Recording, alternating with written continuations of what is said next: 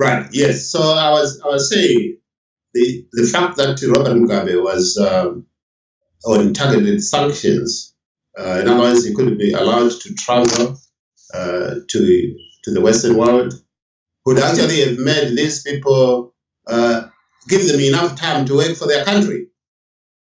There's no reason for them to fly all over the country wasting money when the country doesn't have money. Yeah. So in a way, yes, it had an impact in that for the first time we saw these 126 people that are listed in this chapter 6 unable to travel, and able to externalize the funds to the Western world, because that is exactly what they were doing. Yeah. They would every year externalize the funds. They go into fancy hotels all over the world with their families, with their villages, with their cronies, and when Zimbabweans are suffering. And one is that also their businesses, in a way, they were affected in terms of if they were to transfer money to the USA or to Europe, that was also targeted. Only for people who were on the targeted sanctions. And I also highlighted about 126 of them.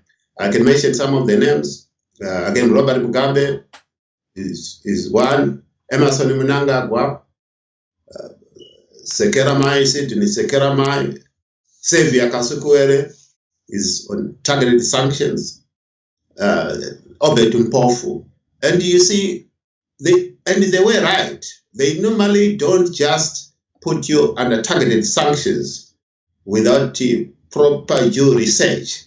There will be empirical evidence that you, in terms of why they are targeting you. And in most of these cases, it was people who perpetrated violence against the people of Zimbabwe. Unleashing terror against their own people, murdering their own citizens. The rule of law. All the Western world and the Americans have been saying is that you respect the rule of law. And those who were found on the wrong side and perpetuating violence, yes, we're on targeted sanctions. And as far as USA is concerned, they are still on targeted sanctions. And I think it's the right thing. It sends a very clear message. Yeah. That if you commit crimes against humanity in your country, we are living now in a globalized world. It is no longer just a national issue. Mm-hmm. Because the violence in Zimbabwe is institutionalized and systemic. It is at the core of the government itself. And the government uses all tools at their disposal against innocent civilians. So yes, in that case, it is important that the United Nations, I'm actually surprised that even the African Union didn't intervene. Okay, there's a question I'm glad that we now see signs of true democracy in Africa as far as ECOWAS in West Africa. Okay, can I just respond quickly to Tendai? Elliot is in the UK, he's not in Zimbabwe. Okay, are there any questions on your side that you want to address before we move on? Yes, I think I can see there's a bit, there are some questions.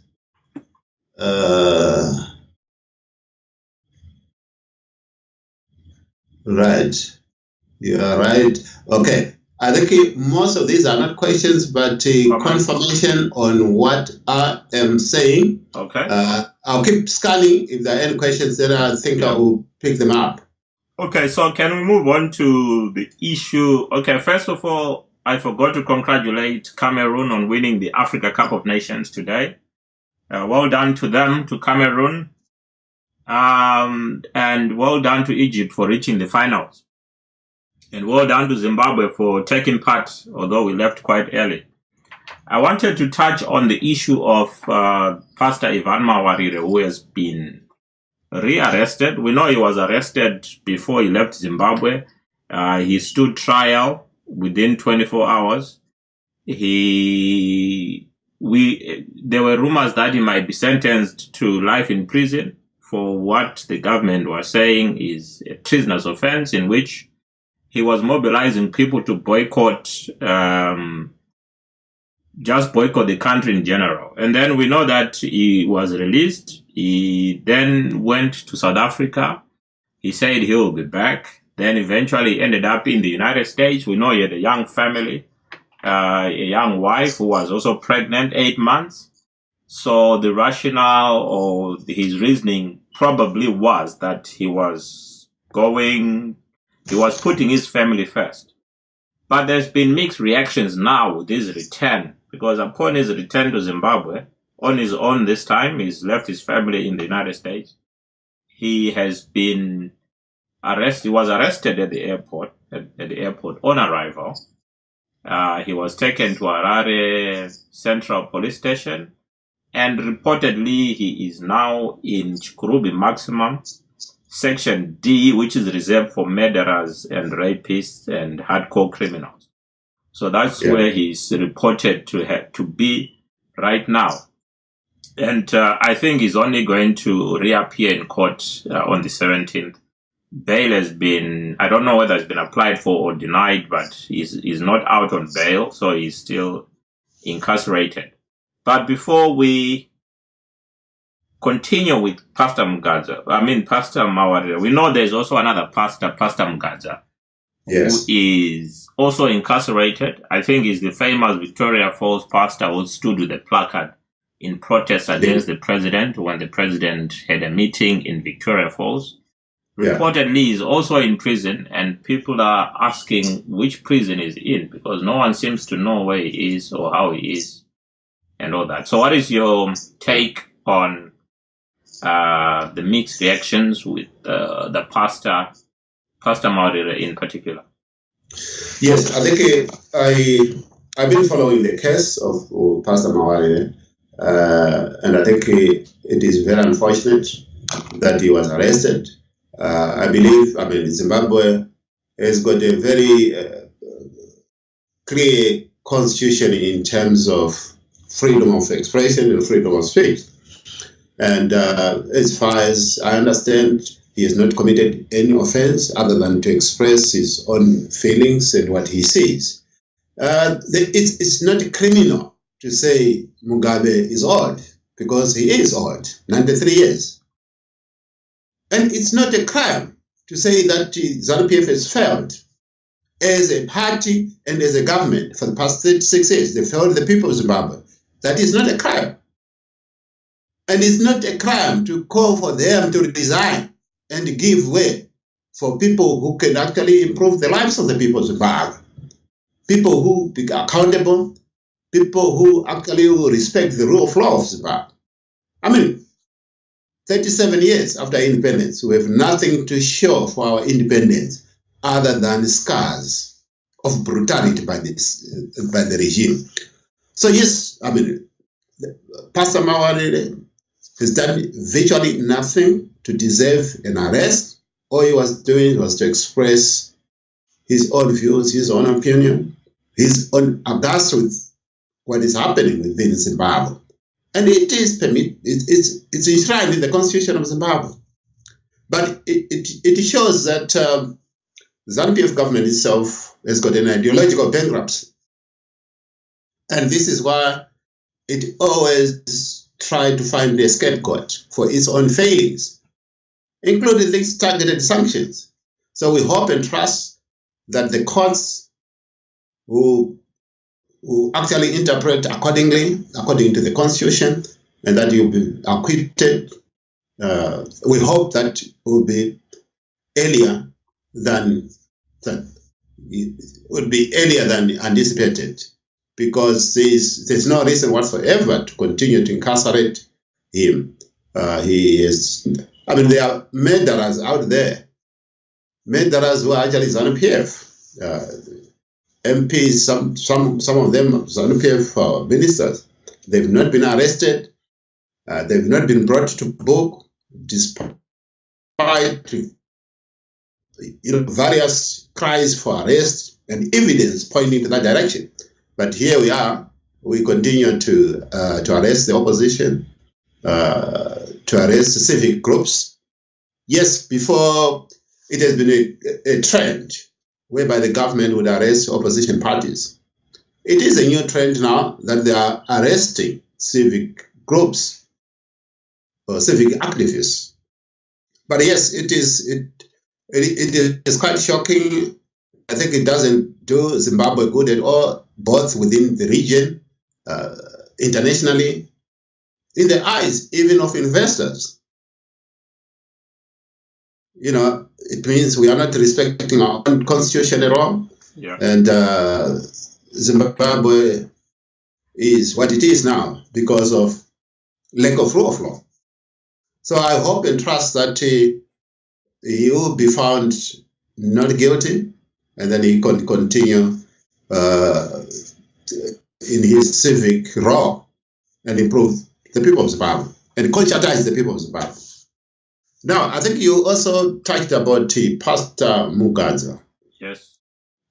Yes. I think you'll find that maybe most of our viewers might not even know who Pastor Mugadza is.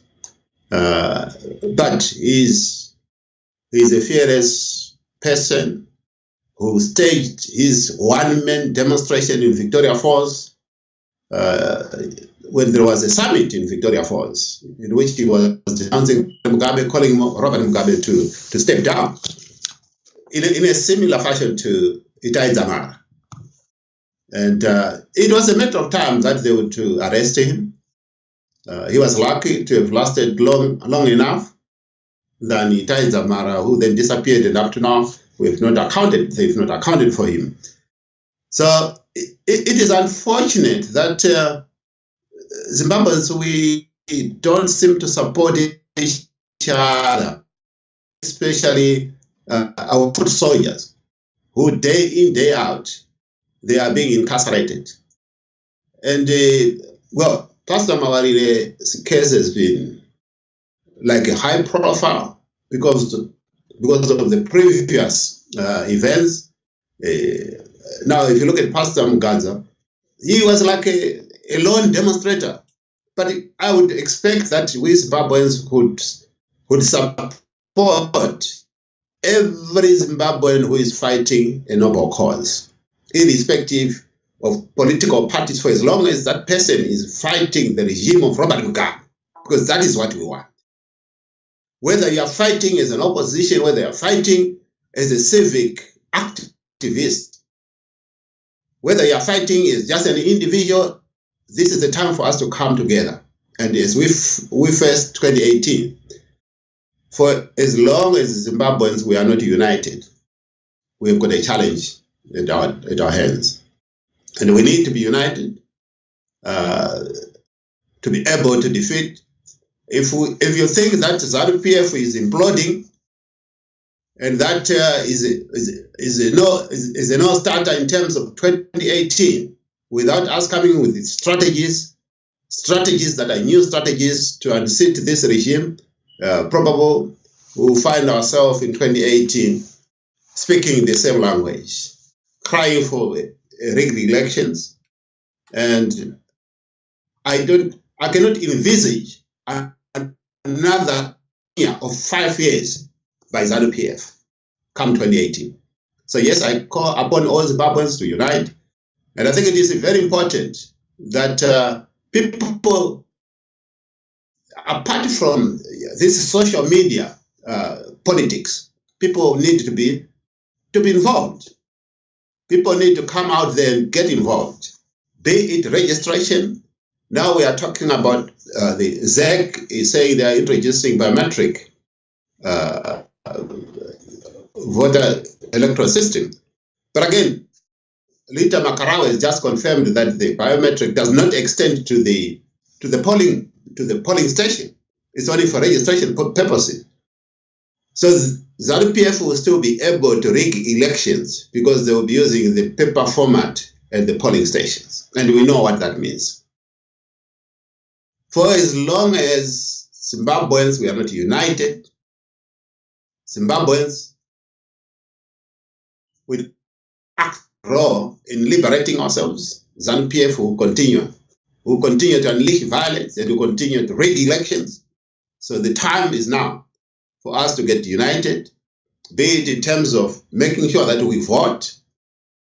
If for any reasons you are unable to vote, making sure that you are part and parcel of the process. You might not be part and parcel. You might not be part of the problem, but everybody is part of the solution. So yes. Thank you very much, Elliot. So I think we're coming to the end of this show. We were discussing Chapter 6 of Zimbabwe, My Home, My Frustration, a book by Elliot, Pfebve, Articles of Defiance. Chapter 6 was all about looking at the hero status, who is made a hero in Zimbabwe and why. Looking at 11 August as the Heroes Day, in which we commemorate our heroes, but who is responsible for making sure or for nominating those people that go to Heroes Eka? And one last point, did you say that the president already has a place at Heroes? Indeed, yes. Which is, I know many people might not be aware, but there's already the graves are numbered at the Heroes Eka, and the Mugabe is number 1.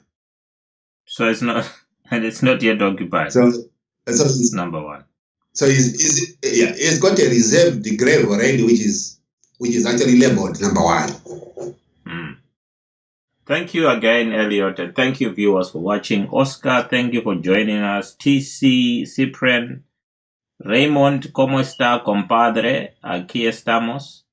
That's a bit of Spanish for you, Elliot. I'll teach you a bit of Spanish. So we've come to the end. Next week, we're going to look at Chapter 7. And Chapter 7 is Pictures of Defiance. There are some pictures, and I'll be asking Elliot to give us the story behind the pictures. They say a picture says 1,000 words, or is worth 1,000 words. A video is worth 1,000,000. And a YouTube live is worth 1 billion. So thank you. And Facebook Live. Thank you for watching. We've come to the end. We'll see you again next week. Thank you, Abi. I can see, Abi, you are actually put a paragraph about your wish for us to unite to free Pastor Mawarire. I think this is exactly what we've been talking about, that we Zimbabweans must be united for whether we are talking about activists or politicians, any opposition party, anybody who is arrested for exercising their right, we must support those people. Unless we do that, and we cannot win the elections if we go in 2018 divided and fighting each other as opposition. So we need that unit of purpose. Thank you very much. I can see quite a lot of people. Tarirai there, Professor Tafi. Well done, well done. Thank you very much. Yeah, my pleasure. Okay. Okay, thank you. Thank you.